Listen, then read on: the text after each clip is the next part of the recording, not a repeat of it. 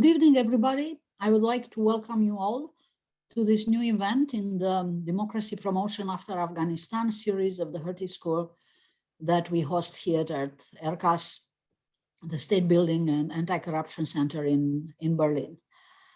Tonight, of course, we adjusted our series to cover this very dark current affairs that we are confronted with. And we have two excellent guests, also longtime collaborators and friends of ours. We invited two Ukrainian experts who are also both academics and in the same time activists in one way or another engaged with Ukrainian civil society. That is actually how we have met. So we have Iryna Solonenko from Center for Liberal Modernity in Berlin. Iryna has actually studied in Berlin after working for quite some years for various think tanks. She still, I think, works for Bertelsmann and Bertelsmann Transformation Index, but she also worked for the Renaissance Foundation in Ukraine, which is where I have actually met her. Orysia Lutsevych, on the other hand, is running a program at Chatham House in London, which is called Ukraine Forum. So she is also an analyst, but in the same time, very engaged with the Ukrainian civil society. Myself, for those of you who have not joined us before, my name is Alina Mungiu-Pippidi. I'm professor of democracy studies at Hertie School of Governance. And I'm also an East European. So I'm old enough to remember when Ukraine was born, because it was in the aftermath of the missed coup d'etat in Moscow, when I crossed from Moldova, from what was there Socialist Republic of Moldova, in what was there the Socialist Republic of Ukraine, together with a fellow journalist, I was very young, in order to try to get to Crimea, where the putschist allegedly held Mikhail Gorbachev, the general secretary of the Soviet Communist Party. But of course, we never got it there because we were arrested by Black Beret troops. But when finally the coup failed, because the coup remarkably unraveled by itself and failed, which is something that we very much hope to see these days too, that they simply, managed to prevent themselves from winning. And when we crossed back, we already had Ukraine had been born. And an old man, in fact, had put a folded table at the border between the two countries. And I think we were among the first people to pay some sort of passing tax, which I very much suspect never reached the independent new government of Ukraine. But it was quite nice to see how people, immediately felt the need to mark this new border. At the time, it was peace and quiet, and we really hoped that it will stay that way. In other countries, Russia staged quite very contrarian actions to prevent those former Soviet republics to become independent. This happened in Moldova, this happened in Georgia, where immediately there were territories which seceded and Russian-speaking minorities which opposed, but that did not happen in Ukraine. Ukraine at the time seemed to have the blessing of Moscow to have its independent state. But here we are, 30 years later, and the situation now doesn't look at all like it's possible at all to keep Ukraine in its borders with the consentment of Moscow. So let's see a little bit how we came in this situation. And of course, what are the hopes and expectations of the Ukrainians? How can this situation be resolved? But at first, I would like to start by asking our guests, since they both reside in Western capitals, but in the same time, they definitely, like most Ukrainians, have also family in Ukraine. What is the situation of your families? Did you manage to take your families out, or did you even plan to do this? Because we also have colleagues here in Berlin who in fact returned to Ukraine. So it's a bit complicated these days. We have many people coming, but also many people decided to stay on and show solidarity. So Iryna, let me start with you. You told me first about your family a week ago. You're very worried about them. What did happen? Yeah, because my parents and my sister with kids live in Kiev. They managed to leave Kiev a few days ago, and now they stay in Western Ukraine, where it's a bit calmer. But the husband of my sister is staying in Kiev. He's not leaving. and they don't want to go here. I offered them to come to visit me, but they want to stay closer to kind of home. So they hope it will stop sometime soon. So they're staying there in Western So Ukraine. they hope they would be able to return. Yeah, absolutely. What about you, Orysia? Well, today, I think Ukrainians say, you know, when somebody asks you, how is your family? People say, you know, my family is 44 million. And I think this is really reflecting the spirit. And Ukraine is a really global nation. And that's when you feel it, that 20 million of Ukrainians like me and Ira living outside of Ukraine are all, you know, working the days off for Ukraine. My family, I'm lucky, I am from Lviv, so my family was already in Lviv when, you know, the war erupted. It's at this point viewed to be a certain safe haven, but I tell you, my family hosts people who come from Kiev, and they have really traumatic experience of spending nights in the underground subway, and they don't feel that Lviv is safe. They spend a night in Lviv, they leave. Yes, a lot of my friends also, for example, my mom, she is a medical professional. She's 70, but she's still working. And she said, I will not leave. I will never leave. It's my duty. A lot of people volunteer. There's no more kind of life as normal. I mean, very little remains of a normal structure. So people in Lviv in particular, all mobilized to help help displaced people. Right, so you are worried for everybody, not just your family, if I understand correctly, but people hope to return home relatively soon, and this is why they prefer to just go to Western Ukraine and wait to see what happens. Yes, but also those women with children or grandmothers with grandchildren. Let's remember that Ukrainian men are not allowed to leave Ukraine. Between the age of 18 and 60, everyone is militarily obliged to stay. And those who are leaving, some like my sister-in-law, she doesn't want to go far beyond Poland because her husband is in the army. And every moment she feels like she doesn't know what's going to happen. She should be able to come back. So a lot of people either stay in the West or stay as close as possible to Western border because families are split. This is a big tragedy of all of this, is because the whole country was uprooted in a way and is on a move in different directions. Right, so this is, you know, in many ways very impressive. So I don't think that anybody understood or guessed that this Ukrainian solidarity and this Ukrainian identity is as impressive as it seems to have gotten. And for sure, 30 years ago when I was there was very little of that. There was some of that, but really very little of that. So can you, both of you, explain to us a little bit briefly, you know, after all these discussions in regional studies, for instance, where always Ukraine was presented as a Western Ukraine, which is more Western oriented, and the Eastern Ukraine, which is more Russian speaking and more Eastern oriented. But now these days, it doesn't seem to be a lot of that. It is true that the most, you know, Russophone regions like Crimea and the Donbass are anyway not part of this Ukraine, which is attacked these days because they have been already occupied by Russia. But still, it does seem like Ukraine traveled a lot, built a lot of identity and national solidarity in the past 30 years. Now, how did this happen?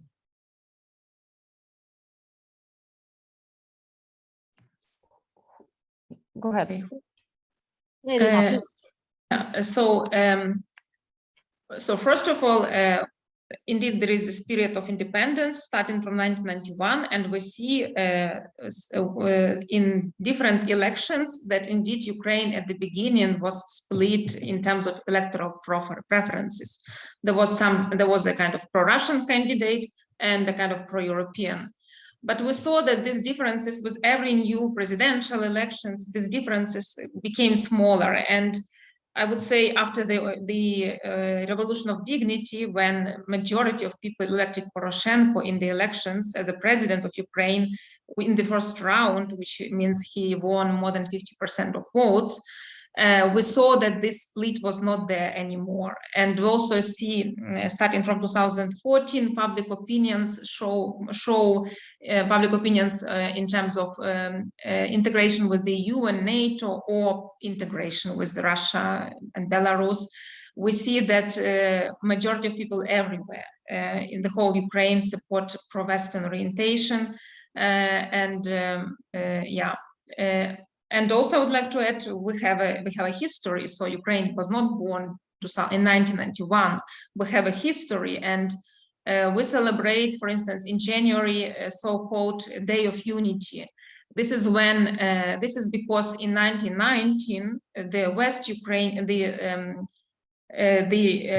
Ukrainian Republic with a center in Kiev united with the Ukrainian Republic in the center of the center in Lviv, and they merged into one Ukrainian state. It didn't last because Bolsheviks, Russian white forces were conquering from one side, Romania, Poland from the other side. Two empires collapsed, Russian Empire and Austro-Hungarian Empire. But this unification back then was possible because intellectuals from both Russian Empire, but Ukrainian intellectuals from Austrian-Hungarian Empire, also Ukrainian, they communicated, they had this notion of one Ukraine, which would emerge at some point. So it didn't appear in 1991 out of nothing. We have a history, the history has roots and intellectual basis.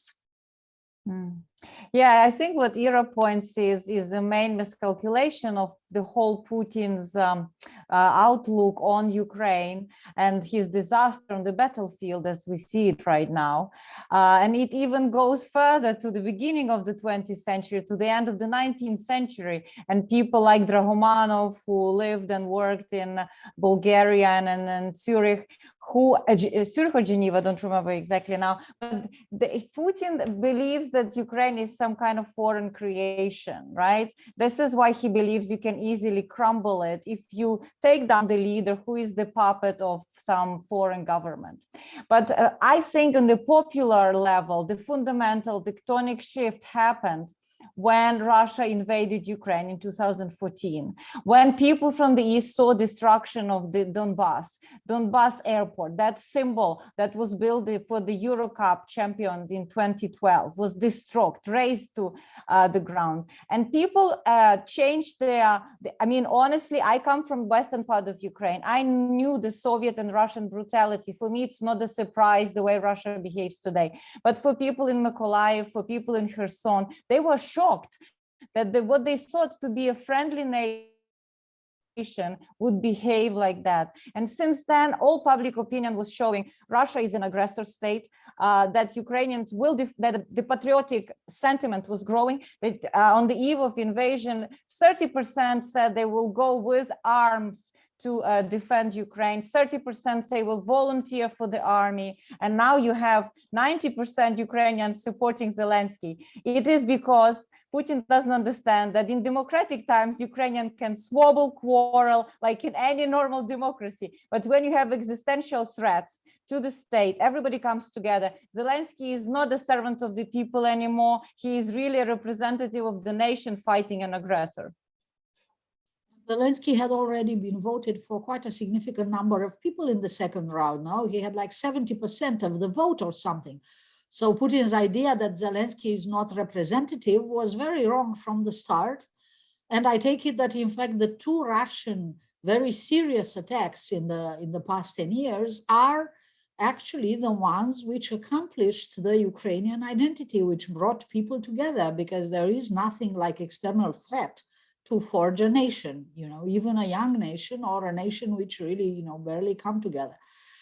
But all right, however, the situation is very different from what it was 30 years ago, because then, Russians probably misunderstood Ukraine or misunderstood this nationalism in a positive sense of Ukraine, but they really trusted Ukraine. For many years they subsidized the Ukrainian gas. For many years it was really a good deal to be a friend of Russia, and they would have never imagined that Ukraine will turn away. So actually, what led to this fallout from Russia? And in this discussion this day, I mean, of course, we all blame Putin after invading Ukraine, but let's turn the clock a little bit back and ask ourselves, how did this happen? Was it entirely unavoidable that Russia attacks Ukraine in the end of the day?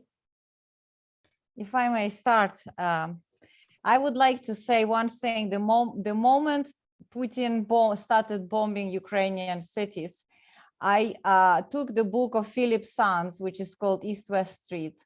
And I realized that until we have, I believe personally that this Putinism as an ideology and as a policy was able to emerge in such vicious expression is because the crimes of Stalinism, of Bolshevik Leninism were never prosecuted. And Putin is a direct, leads FSB that was a direct inheritor of the KGB that was performing war crimes. And new Russian Federation was built by the elite that is coming from the circle of those people.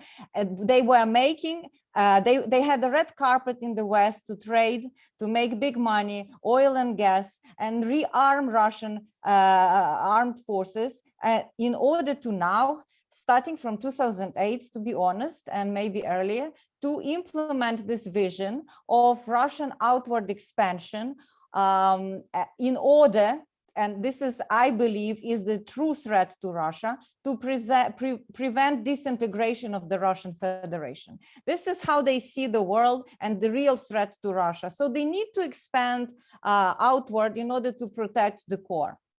I also believe that over 20 years of Ukrainian independence, Russia exercised covert control over Ukraine.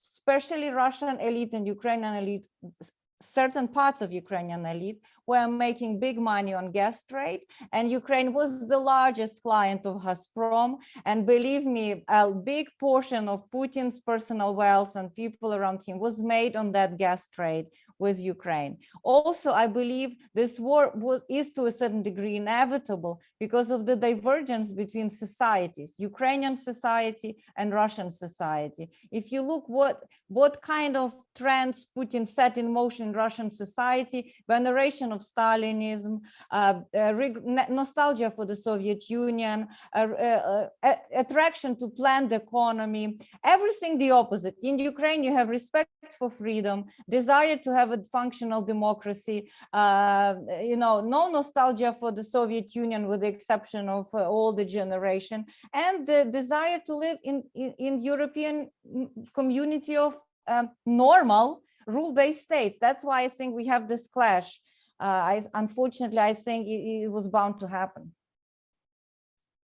Well, but what happened in 2008? So you said 2008, but that is actually John Mearsheimer's realistic thesis, right?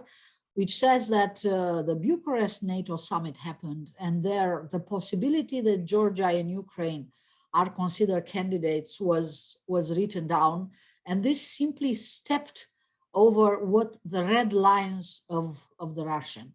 I filmed this border in 2008 for my documentary Where Europe Ends, and Russia was completely disarmed. I could film old places where old submarine harbors at the Black Sea, and places where missiles have been, and all this, all this border from the Cold War, where now vegetation grew. It was really very impressive to see that they have retired so far. And then they, in fact, gradually started to come back. So I think that's a very serious question. Is there anything that could have happened differently, not to put us on this collision path? Or basically you think, I guess that is what you would think, that Russia would have anyway not put up with a democratic Ukraine, which is no longer a kleptocratic Ukraine from where they could extract their rents, and they would have attacked you anyway. Iryna, what do you think?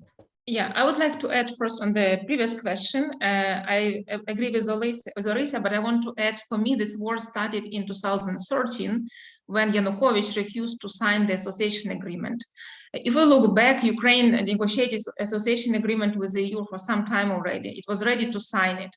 And Yanukovych decided not to do so in exchange for a big credit, millions of euros or dollars from Putin. So it was definitely, so Putin back then understood if Ukraine signs the association agreement, it will inevitably redirect its, it will inevitably go in the direction of Europe in the West. And so he stopped it, but he didn't count with the Ukrainian population, Ukrainian society, Ukrainian citizens who did not agree with this decision. And then we had a revolution of dignity for 3 months. And when the Revolution of Dignity started, immediately, the next day, green men appeared in Crimea. So Putin was preparing a plan B if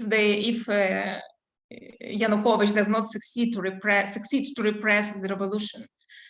So he started with his plan B, and also it didn't work the way he wanted. He thought he would take the whole of eastern and southern Ukraine, and it didn't work. So he ended up with having Crimea and parts of Donetsk and Lugansk regions. And since 2014, Ukraine inevitably, Ukraine side has signed the association agreement. It started really active cooperation with EU, NATO, and Minsk agreements, which were signed so-called Minsk agreements, where Russia was hoping through these agreements to take control over Ukraine's sovereignty. This didn't work either. Ukraine didn't accept Russian conditions. And so he resorted to the last tool he had, which was invasion. So we could have expected it, yeah? And if we're talking about what went wrong, I think the whole West courted with Putin was so naive, didn't understand what Russia is about. Ukraine, unfortunately, also, because instead of strengthening our army, we were building roads, and of course, it's a good intention, but we didn't have the sense of such a danger as it is now. So everybody's guilty in a way, especially Germany in many ways, because it didn't want to deliver weapons to Ukraine. It didn't want to stop Nord Stream 2 for a long time. So there were many mistakes which they corrected a few days after this full-scale invasion happened. But still, Germany pays every day millions of dollars to Russian budget, because 55% of German gas comes from Russia, and 40% of oil comes from Russia. And so, with the one hand, Germany every day finances this war of Putin against Ukraine. And Alina, if I may just jump again to 2008, because you mentioned the Bucharest summit, I'd like to mention the way the West reacted to Russia's invasion of Georgia. There were no sanctions. There was a peace deal brokered by Sarkozy that was never implemented. And from that time on, Russia was slowly encroaching on further Georgian territory. Then they followed the recognition of Abkhazia, South Ossetia, contestants. This was the moment to actually understand the operative in the Kremlin that we are dealing with, and we should have reacted much more forcefully and stopped this pathway of appeasement, and of course letting our societies in the West, and I'm talking from London to New York City to Berlin, being penetrated to the top by Russian money, Russian real estate, Russian RT television, that now Ukraine basically cleans up. It's thanks to those dying in Ukraine that in the West, we are cleaning up our system from RT, from Sputnik, and from others. And social media is finally platforms are taking some reaction. Did we have to wait until Ukrainians die to clean up our home? Well, yes, I think that is indeed one of the most positive outcomes from our perspective, as we are in an anti-corruption center. But on the other hand, I'd like to challenge you here a little bit. You're two Ukrainians, so I have to be a little bit challenging. I mean, you say that we didn't do enough in Georgia, but we stopped Russia. Russia could have taken Tbilisi. How could we have, we stopped Russia and we made them cross the mountains back into Russia. Okay, so at the same thing about the Minsk agreements. I mean, Russia could have stayed more as they do now. they could have wrought a far bigger havoc than they did at the time. So I think that the Western peacemakers at the time consider themselves lucky that they could stop, that they could have a ceasefire. You know, once a conflict breaks, whoever tries to broker a ceasefire consider lucky if people just stop firing, and then negotiations and things will start. So what could we have done more? There seems to be in some sort of implication that people should have gone to war with Russia over Georgia, but we could not have won that war then, right? No more than we could win a military war against Russia now, is it? Alina, I'm not proposing that.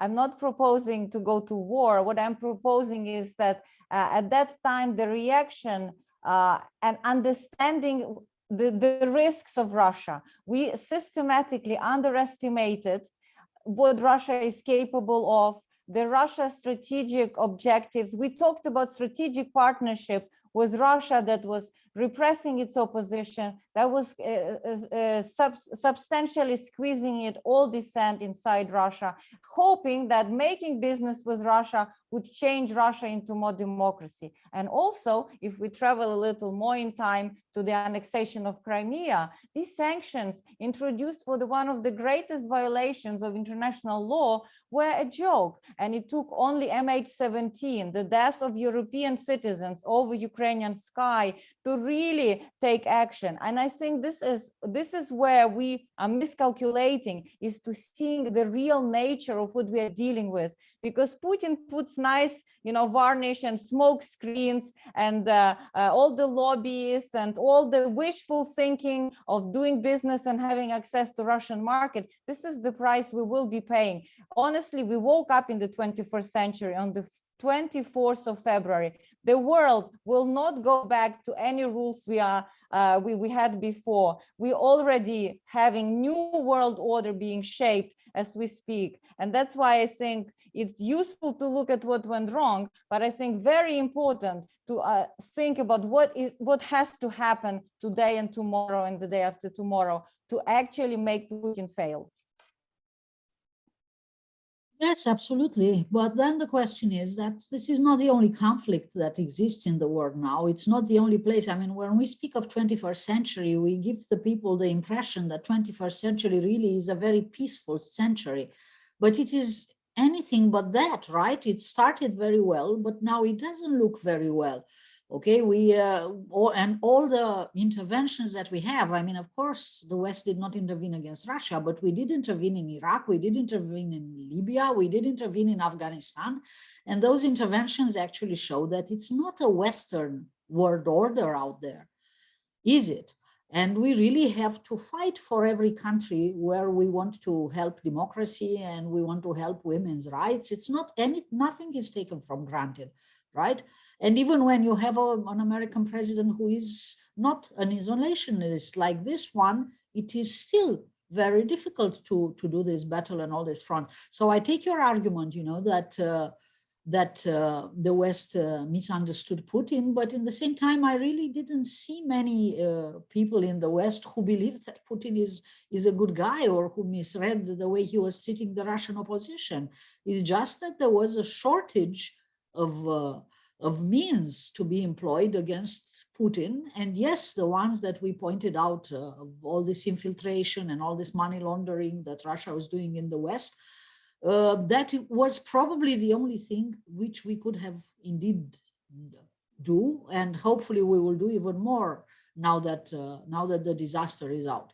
But let me ask you, something else, all right? So in this complex, I mean, again, it is this contrast between the birth of Ukraine in 1991, blessed by Russia, and the total fallout that we have now, and the same with the Georgian war. I mean, why can't we interpret that what we had seen actually in Georgia was a signal, a clear, strong signal from Russia, exactly as the signal they're sending to us these days, that we are crossing a red line by wanting to take Georgia and Ukraine into NATO, because that's simply too close from Russia, too close to Russia and to Russian strategic interests, not from Putin, no, but from Peter the Great, had the same designs over the Black Sea. And these are key strategic areas of Russia, and they would have never allowed Ukraine to secede in the way they did in 1991 if they knew that one day Ukraine would join NATO.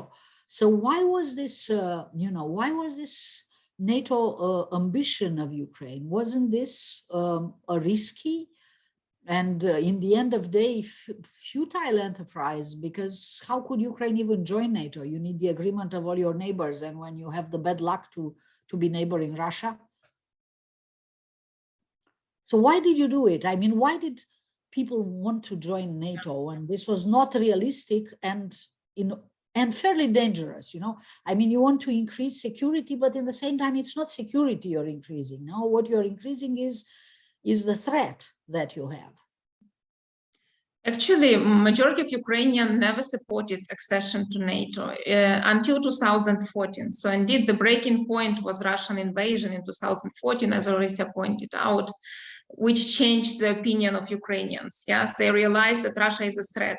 I would say before that point also there was no such a choice between Russia and NATO, because Russia itself cooperated very closely with NATO and with the European Union. It was not seen as something, as a rivalry of this Western civilization back then. So Russia changed. So Russia 1991, which led all these countries of the former communist bloc to join the EU, was not the same as Russia in 2008. And Russia now is not the same as Russia in 2008, when it still had very developed links with the West, which it didn't want to lose. That's why I think they didn't go too far in Georgia. And also Russian army was not in the same state as it is now. So we all financed also strengthening of the Russian army, yeah, to the point which it became now.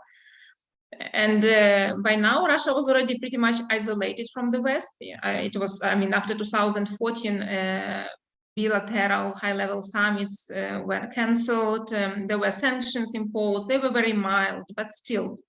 So there was probably not some, and Russia was slowly isolating itself from the West also in the past years. So there was not much to lose maybe for Putin, yeah, with this invasion. I personally think that we are giving Putin a service into assuming that there is a validity in the argument that NATO is a threat to Russia. I think if you look at conventional forces on the ground, NATO absolutely has no force projection towards Russia, and all military people who look at military strategy understand. This is a personal obsession of a man in Kremlin who decided that it's very useful scaremonger back from the Soviet time to project that NATO is a threat. And I, as Vladimir Putin, in my ivory tower, will protect Fortress Russia. Honestly, Ukraine was attacked when it had a non-block status written in its constitution, right? This is the truth of the fact. And I am sure at the highest level, Putin was communicated clearly. Ukraine is not becoming a NATO member anytime soon, right? But I would like to mention another Budapest, which is the Budapest Memorandum that was violated. And that's actually crumbled any kind of security assurances that Ukraine had. Nothing. Ukraine was a vacuum, security vacuum. And I think that today, I mean, honestly, when people were also talking about neutrality and giving Finland as an example, I personally say Stalin did not say that Finland and Russia are one people. Stalin respected that Finland is another country, and he wanted Finland to operate in a certain way. We passed that point. Putin honestly wants to slice Ukraine into salami pieces, to reconstitute some kind of a federal Ukraine, make it join the union with Belarus and Russia, like I think Lukashenko was saying, and make an end to Ukraine. This is what we are talking about. It's not about NATO. It's his pure imperial ambition.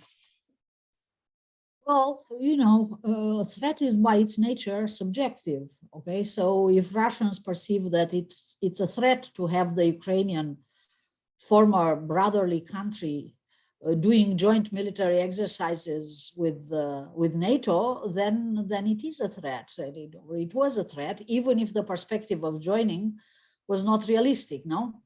Because after all, there is no joint exercise of the Mexican army with the Russian army. My guess is that if we would do that, the Americans wouldn't like it. So in many, many ways, even if it would be the sovereign desire of the Mexican people to join Russia.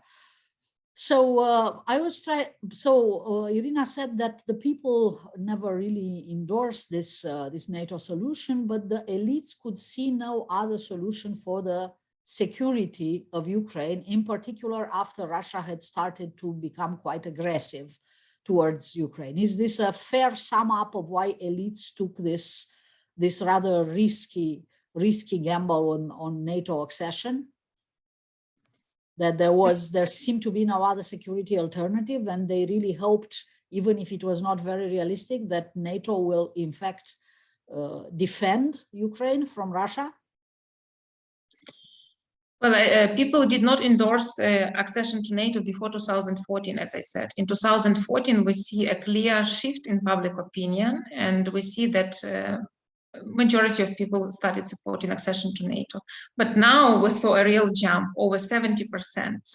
We never had something like this. So now, after Russia started full-scale war, Okay, but also now we know that NATO is not going to defend Ukraine. I mean, although there is a lot of solidarity and everybody, is in principle on your side, unfortunately, you are fighting this out yourselves, and NATO will not even enforce the no-fly zone that President Zelensky asked for, right? So what are the future security options of Russia? I understand that Mr. Zelensky's party now has come up with a different proposal, with a different security arrangement that he would like to see in the future.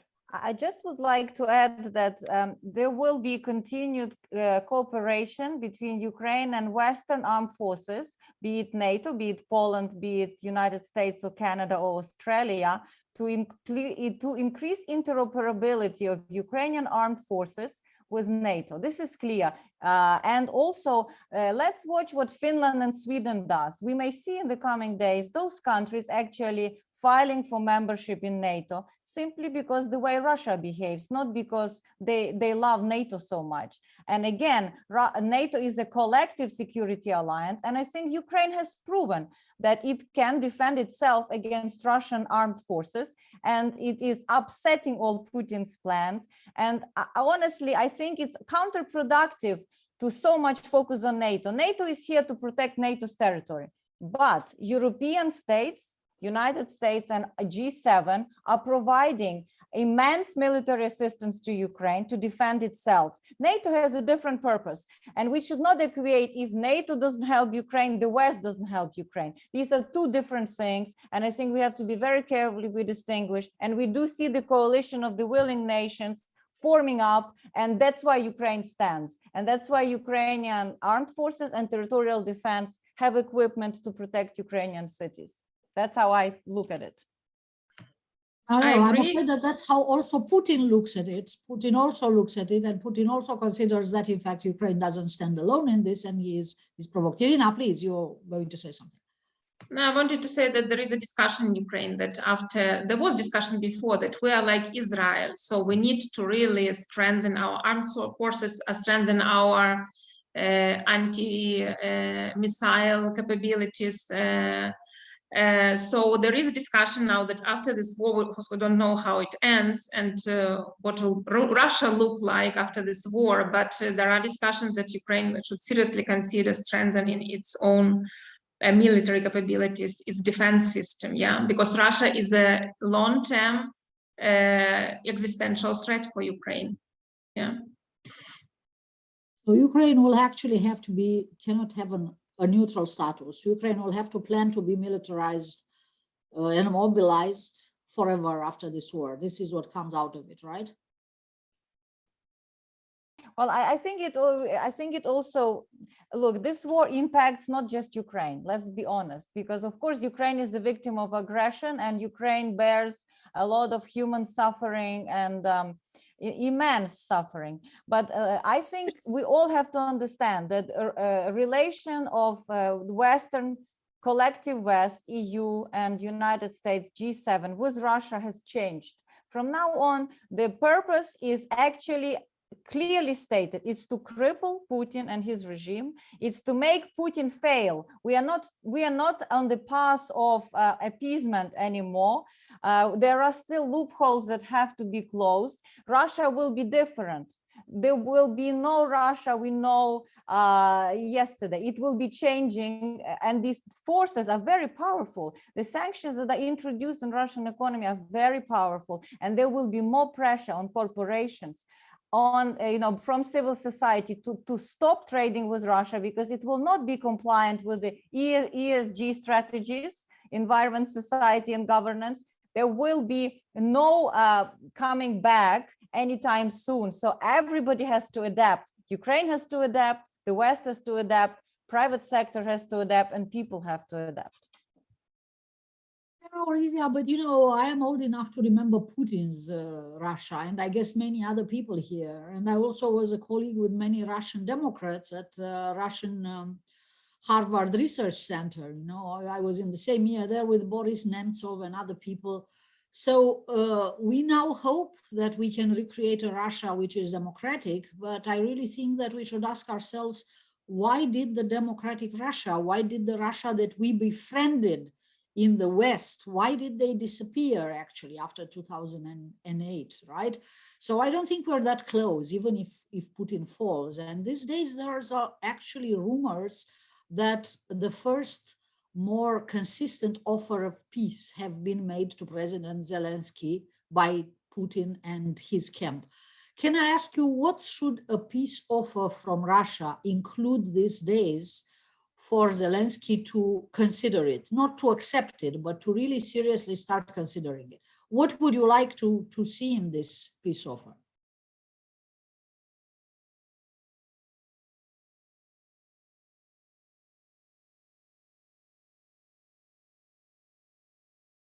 You're still muted, Ira. When you speak, we cannot. Yeah. I have a child here.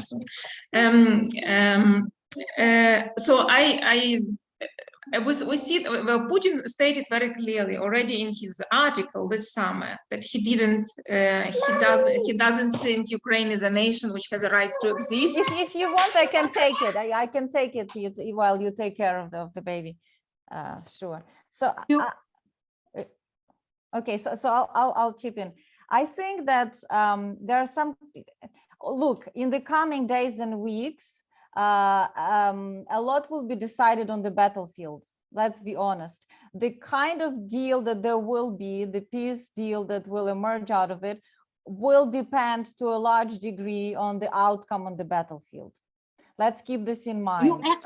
You actually do not want a peace offer now, if I understand. But Putin does not. But Putin will continue the war. He is not satisfied with what is achieved even now. It's not even his plan C. He needs to connect Crimea to the. He will be trying to take cities like Odessa. He will be trying to still, have Kharkiv and Mariupol fall.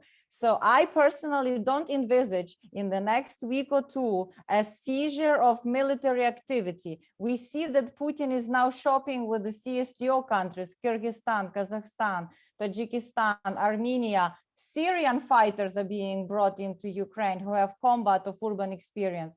I don't see this going anytime soon. And I think the question is, will Ukraine get membership accession to the EU that will be offered for Ukraine to justify the sacrifices? Will this be on the table from the European Union? Will there be a new security treaty? Ukraine will have to, there will have to be a new security treaty for Ukraine. How it will be structured, it's a different question, but these are the things that have to be in the making.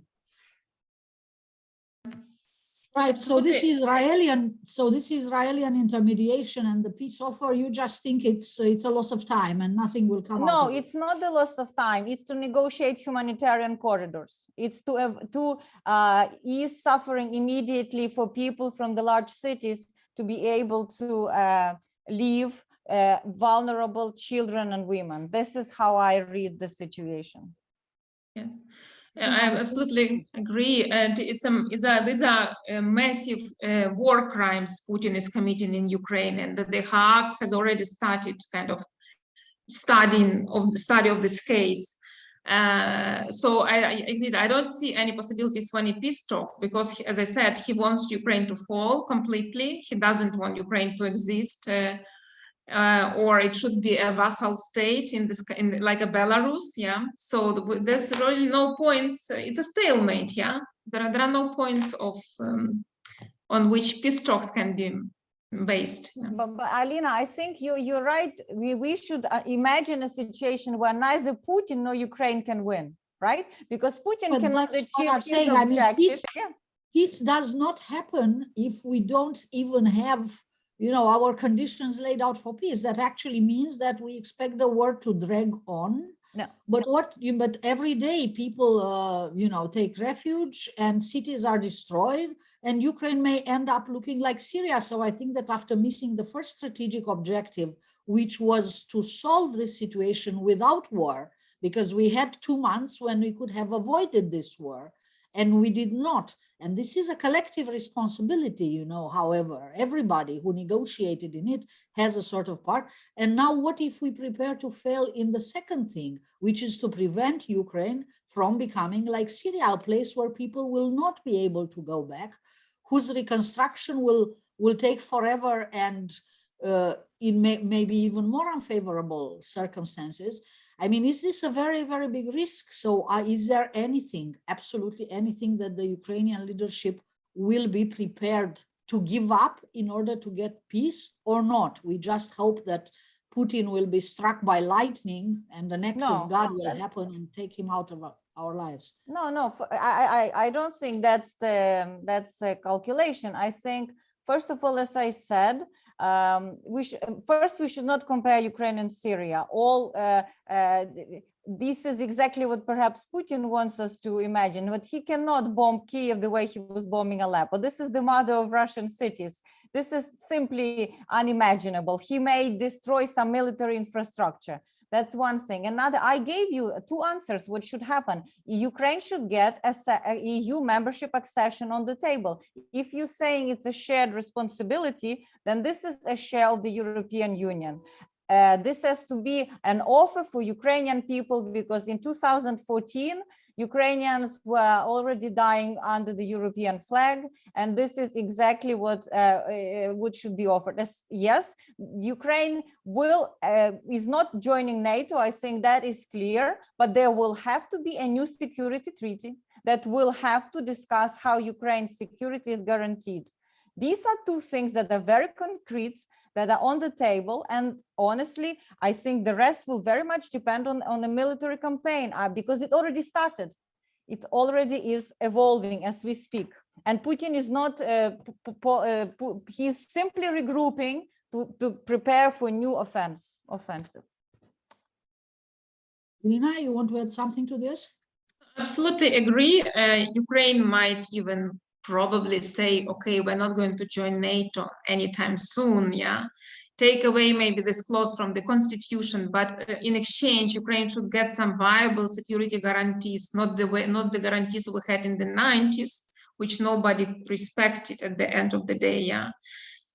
So indeed, there should be some legal arrangement which would indeed guarantee Ukraine's security. And of course, the candidate recognition of the candidate status for the EU. It's very important. It will be decided in a few days. As far as I understand, there are talks in the EU now. Are countries really protected by legal guarantees? I mean, in particular, after wars break out, is the law which protects country, or simply the fact that neither of the 2 parties can win, that costs rise exponentially, and the moment actually comes when we rebuild trust, because there is no peace possible after this, right? We have to rebuild trust, and the feeling of threat has to go down on both sides, or the war will continue forever. And I don't see very well right now how this can happen, you know. I respect, of course, and understand, and I'm very, you know, touched by how well you play your cards on this EU thing. But on the other hand, you know, it reminds me a little bit of the offer that the England made to France after Hitler had, you know, already was nearly closing in on Paris. And England offered that England and France become only one country, right, provisionally, and that the French government comes to London and continues to fight from there, because they thought, I mean, is the practical suggestion this about Ukraine in the European Union? Ukraine doesn't control half its territory, and it's a very difficult situation. You definitely have the solidarity of all the Europeans, but practically, how can you know your accession negotiations can work, and your integration in the EU, even if you definitely proved to everybody you are the most committed Europeans. You are paying for it every day, so everybody respects that. But how can this practically work out? Alina, I will tell you again from the information that I have from under the Chatham House rule, without disclosing the source, but when President Zelensky addressed the Council of Ministers of the European Union last week, and he put that offer on the table, and he said that I don't know if I'll be able to speak to you next morning because of what happens. The mood changed. We are in a different situation. Nobody, if there is political will, there is a way, you know it perfectly, to bypass all kind of hurdles and technicalities. And if we continue speaking technical things, we all doomed. We all doomed, because nobody is safe under Putin's guided ballistic missiles. Look what he does. He takes Belarus, and Belarus shoots ballistic missiles in Kiev. But there will be nuclear weapon station in Belarus if we don't start systematically, one by one, unraveling Putin's regime. And I'm very honest about it, because I think this time we will not reach a fast, easy, comfortable solution. We are in there for a mid to long-term haul with very clear strategic objectives. These sanctions will work. They're very different, and they are not here to deter or Putin, to change Putin's mind. They're here to make down with Putin. And Russia has never been under such economic pressure, and I would equal this to actually economic warfare. It's not sanctions anymore.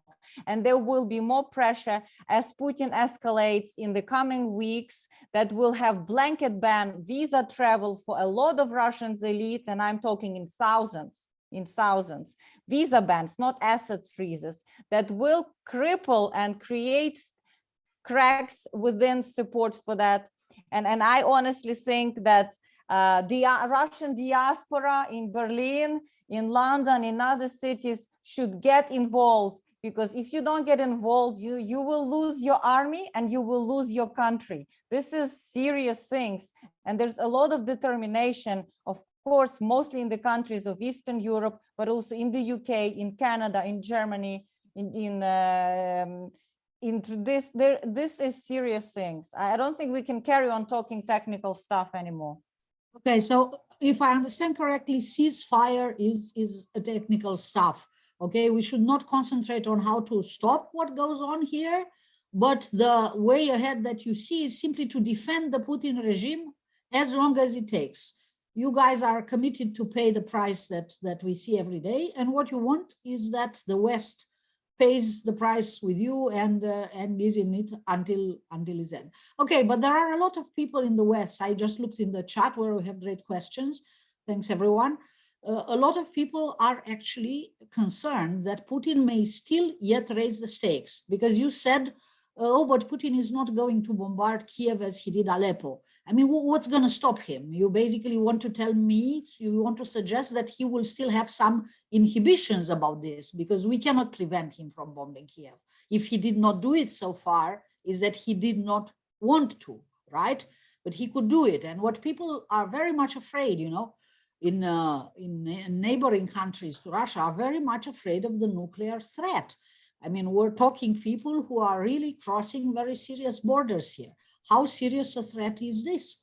again, as a young woman, I lived through Chernobyl. I still have, you know, physical scars to remind me of this Chernobyl threat. And now, you know, we've been 24 hours and we find out that Russians actually unplugged Chernobyl, including the safety system. They just took it out from electricity. So it's really, you know, it's really a risk for the entire Europe if the war goes on. So maybe there are people in Europe who wouldn't like this to go on indefinitely. Iryna, And what we do you have say? more of these nuclear plants in Ukraine, which, in the case of some explosion, will be the level of radiation will be much higher than that of Chernobyl.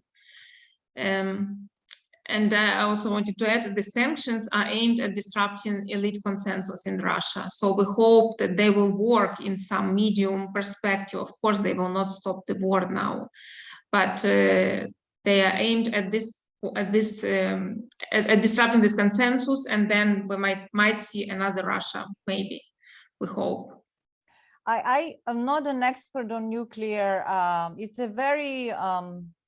very delicate topic, and it's also a very apocalyptic topic. So I would point to those in the audience who are interested. If you go on the Chatham House website, there's analysis by Dr. Patricia Lewis, who looks into this. Simply put, obviously, if you recall Putin's reference to SWIFT being a nuclear option, he said, if the West introduces SWIFT, this will be treated as a nuclear option. So his response to Western sanctions was to put nuclear forces on alert. That was the response. It's simply Putin has very little else in his leverage of blackmail of the West. I think that partially Kyiv is not being bombed also because Ukrainian air defense stands. Ukrainians are downing Russian airplanes. Yes. Russians don't have a free sky to go and complete their military tasks. And there will be anti-aircraft and jet assistance coming. We see back and forth with Poland, US, but there will be assistance of old Soviet airplanes that Ukrainian pilots can operate in order to defend Ukrainian skies. From what I understand, where we are having information from open sources, there's a very good strategic cooperation between Ukraine and EU, United States, Canada, and other nations. And they are all walking a very delicate balance, not to have this war spill over. Nobody wants this war to spill over, but also to protect as much as possible Ukrainian territory and to see hope in the dark, to offer something for Ukrainians to have hope to rebuild their country. So far, I see this daily intensive thinking, cooperation, and Ukraine is involved in this strategy. This is how I see it. Any final words? I absolutely agree. So we need this membership perspective or candidate status. It takes years before accession is possible. And we know it from experience of other countries. So it's more like a signal now, something which will support Ukraine, morality of people in Ukraine who are fighting bravely against one of the biggest army in the world, right? And yes, absolutely, we need more weapons from the West. We need these Polish airplanes, which Ukrainian pilots can operate, and then US can substitute them for Poland with something else for the time being. And yeah, absolutely, air defense system. And we need negotiations to ensure humanitarian corridors, because it's humanitarian catastrophe which is taking place. It's impossible. People are dying because of dehydration, because they have no access to water, to nothing, because Russian soldiers just blocked any access. Right. Okay, so I think that you gave us a very clear idea of what your expectations are.